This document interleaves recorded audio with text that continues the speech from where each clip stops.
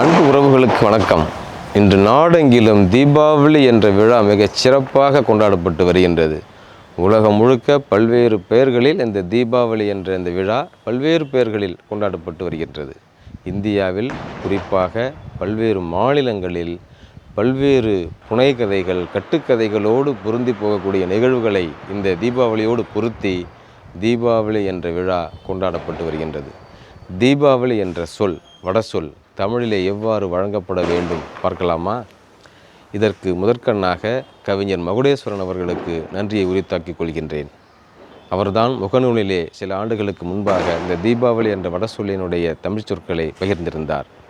அன்னாருக்கு முதற்கண் நன்றியை தெரிவித்துக் கொள்கின்றேன். அடுத்ததாக தீபம் என்ற வடசொல்லினுடைய தமிழ்ச்சொல் ஒளி என்பதாகும். ஆவலி என்ற வடசொல்லினுடைய தமிழ்ச்சொல் வரிசை என்பதாகும்.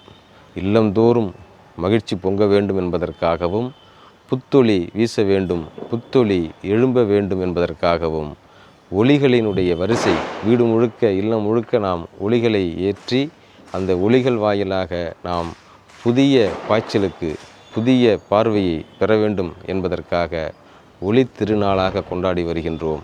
தீபாவளி என்ற சொல்லிற்கு அழகான தமிழ்ச்சொல் ஒளி திருநாள் என்பதாகும். அனைவருக்கும் ஒளி திருநாள் வாழ்த்துகள்.